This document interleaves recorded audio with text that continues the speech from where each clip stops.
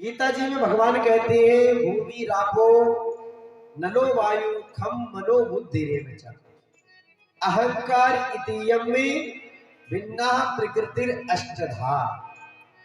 जो 8 प्रकार की प्रकृति है वही कन्हैया की 8 पटरानियां हैं। देखो, जो प्रकृति के बस में रहता है वह जीव है और जो प्रकृति को अपने बस में रखता है वह ईश्वर है।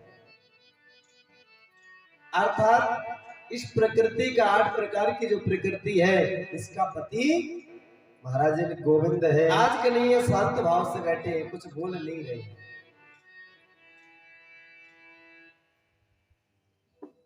और रुक्मणी भगवान को पंखा जल रही है। अच्छा, बहुत बोलने वाला व्यक्ति यदि कुछ ना बोले तो लोगों को टेंशन हो जाती है कि आज बोल क्यों नहीं रहे। तो मानो आज रुक्मणी जी को लगा कि आज कन्हैया परेशान है, क्या बोल क्यों नहीं रहे। सुनो, मुझसे कोई अपराध हो गया क्या? क्या मुझसे कोई गलती हो गई है? कृष्ण बोले, देवी अगर एक गलती हुई हो तो बताओ। अरे आपने तो गलती पर गलतियां की हैं। रुक्मणी बोली, बताओ ना क्या गलती हुई मुझसे। मेरे प्रभु ने रुक्मणी से कहा कि राजपुत्री सीता भूपैर लोकपाला विभूति भी महानुभावै श्रीमद्भी रूपौदार्य बलोदितैः। श्री कृष्ण कहते हैं, रुक्मणी जी सबसे पहली गलती तो आपने ये की कि आपने मुझसे विवाह किया। बड़े बड़े सुंदर सुंदर राजकुमार वहां पर उस सभा में आए थे, आपने उनसे विवाह नहीं किया, आपने मुझसे विवाह कर लिया। क्या मिला तुमको? प्रभु ने देखा और सोचा कि अभी गुस्सा नहीं आया, रुक्मणी जी को अभी क्रोध आया नहीं। तो कन्हैया बोले, शायद तुम ये सोचते हो जी विवाह तो बिल्कुल नहीं करती, लेकिन इसलिए कर लिया क्योंकि आप बहुत बड़े भारी वीर हो। तो काहे के वीर? हम वीर तो है ही नहीं। राजभ्यो बिभ्यता शुभ्रो समुद्रम शरणं गता बलद्भी कृत्वेषा। महाराज काहे के बलवान? अरे सभी राजाओं के डर से तो हम समुद्र की शरण में रहते हैं, समुद्र के बीच में रहते हैं। मेरे जैसा डरपोक और दूसरा कोई हो ही नहीं सकता। महाराज क्या मिला तुम्हें मुझसे विवाह करके? रुक्मणी जी ने कोई जवाब नहीं दिया। तो प्रभु ने फिर कहा, ओहो शायद तुम ये सोचते हो जी विवाह तो बिल्कुल नहीं करती, लेकिन इसलिए कर लिया क्योंकि आप देवकी नंदन हो। बोलो जय श्री कृष्ण।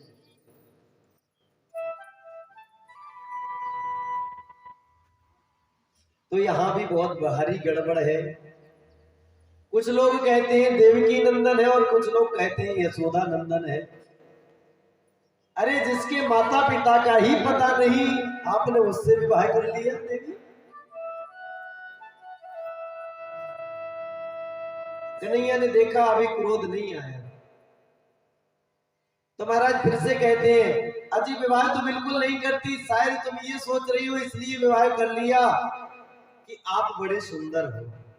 तो काहे के सुंदर? एक तो जन्म से ही काला हूं और ऊपर से मैया मुझको कनुआ कह करके बुलाती है।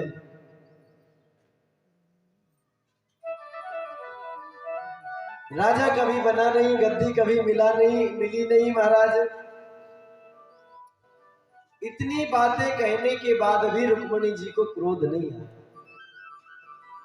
और महाराज जब क्रोध नहीं आया तो कहते हैं कि शायद आप ये सोच रही हो कि अजी विवाह तो बिल्कुल नहीं करती, लेकिन इसलिए कर लिया क्योंकि आपकी बढ़ाई बहुत सुनी थी। तो देवी मेरी बढ़ाई करता कौन है? जिनके पास कुछ होता नहीं है, जो भिख मंगे हैं, भीख मांगते रहते हैं, मांग मांग करके खाते रहते हैं, उनको कोई काम धाम होता नहीं है, उनके पास कुछ धन वैभव है नहीं है। जो गरीब लोग हैं वही मेरे नाम का कीर्तन करते रहते हैं। रघुपति राघव राजा राम पतित पावन सीताराम। उनके पास कोई काम है नहीं, चमीटा उठाया और सीधा शुरू कर दी। ऐसे भिखमंगे लोगों की बातों में आकर के आपने मुझसे विवाह कर लिया। कन्हैया ने रुक्मणी जी की ओर देखा लेकिन क्रोध नहीं आया। जब क्रोध नहीं आया तो कन्हैया ने कहा, देवी अभी भी कुछ नहीं बिगड़ा। बोलो जय श्री कृष्ण। बोले अभी भी कुछ नहीं बिगड़ा, अगर आप चाहो तो हम आपकी बात शिशुपाल से कर सकते हैं विवाह। ये बात तब कह रहे हैं जब रुक्मणी जी के 5 बालक हो गए। बोलो जय श्री कृष्ण। अच्छा, ये तो रुक्मणी जी थी जो कुछ नहीं बोली। अगर आज कोई कह देता तो कम से कम एक टाइम की रोटी तो बिल्कुल मिलती ही नहीं। बोले देखो तो इन बुढ़ऊ महाराज को, बुढ़ापे में मजाक कर रहे हैं।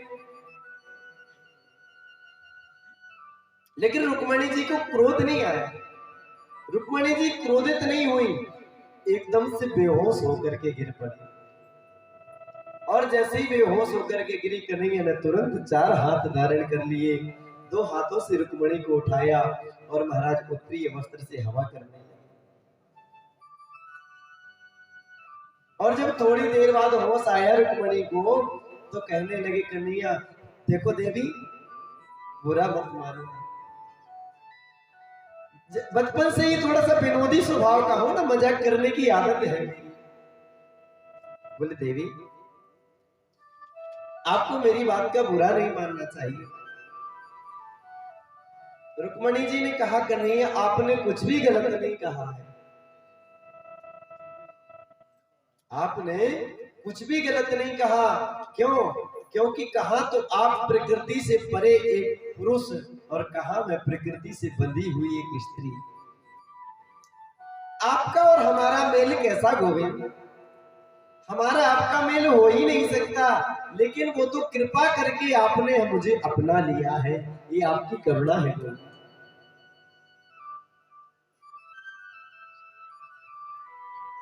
दूसरी बार आपने कहा कि मेरे माता पिता का पता नहीं, तो कन्हैया मैं आपसे पूछना चाहती हूं, क्या आपके भी माता पिता होते हैं?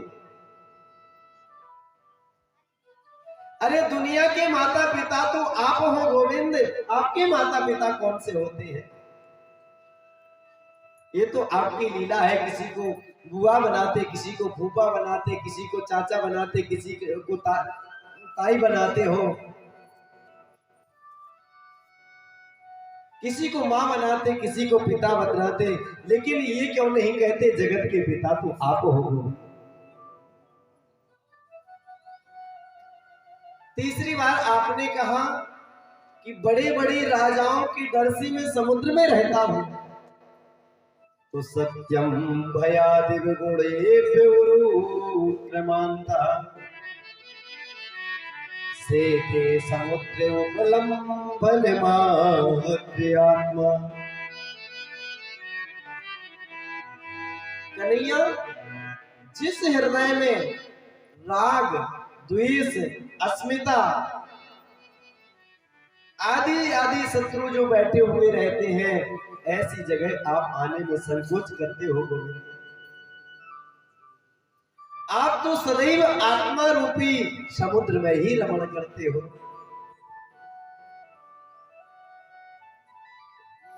चौथी बार आपने कहा मैं तो काला हूं, कनुआ हूं, मुझसे विवाह क्यों किया?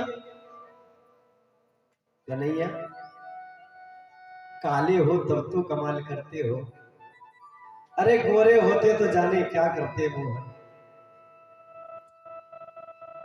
ब्रज के संतों ने कहा है, ये तो खैर करो मोहन की तुम लाला हो, लाली होते तो गले कट जाते करोड़ों के।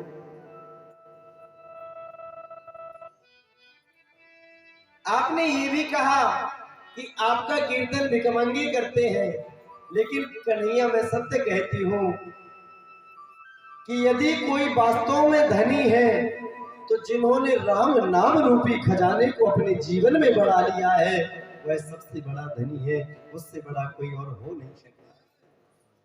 कबीरा सब जग निर्धन, धनवंता नहीं कोई, और धनवंता सोई जानिए जाको राम नाम धन होए। जिसने अपने जीवन में राम नाम रूपी खजाने को बढ़ा लिया है वास्तव में धनी तो वही है। मीरा जी ने संतों के बीच में घूम घूम करके गाया है कि पायो जी मैंने राम रतन धन पायो, पायो जी मैंने राम रतन धन पायो, पायो जी मैंने राम रतन धन पायो, पायो जी मैंने राम रतन धन पायो। वस्तु अमोघ वस्तु अमोघ दीने सतगुरु, वस्तु अमोघ दीने सतगुरु, कृपा कर अपनायो। पायो जी मैंने राम रतन धन पायो, पायो जी मैंने राम रतन धन पायो।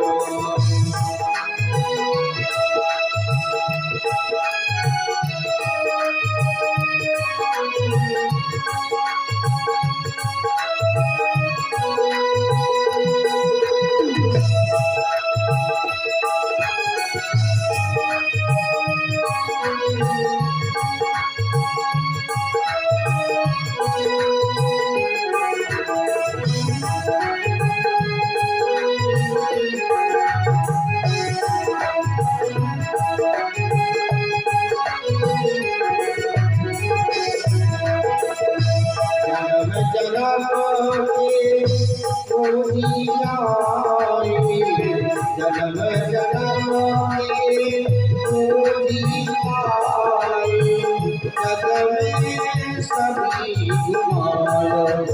रोजी मैंने राम रतन पायो, रोजी मैंने राम रतन पायो। हरि हरि बोल।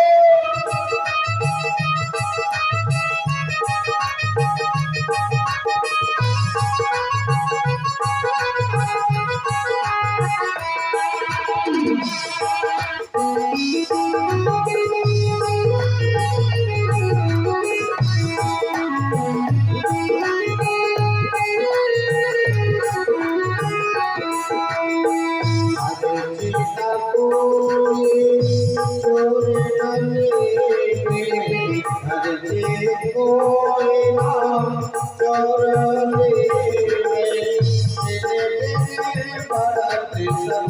पायो, पायो जी मैंने राम रतन धन पायो, पायो जी मैंने राम रतन धन पायो, पायो जी मैंने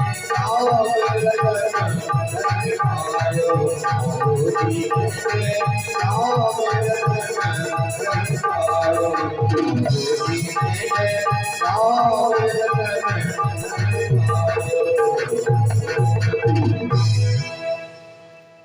राम नाम रूपी खजाना जिसने अपने जीवन में बढ़ा लिया महाराज उसको अन्न धन से क्या प्रयोजन है।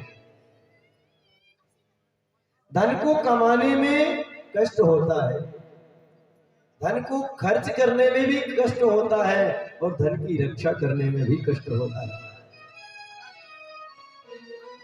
रुक्मणी जी कहती है आपके नाम का खजाना है महाराज संतों के पास में। जो संत आपके नाम का दिन भर गान करते रहते हैं उनसे बड़ा मैं धनी किसी और को नहीं मानती। और यह ऐसा खजाना है कि इसको जितना लुटाओ उतना बढ़ता ही चला जाता है।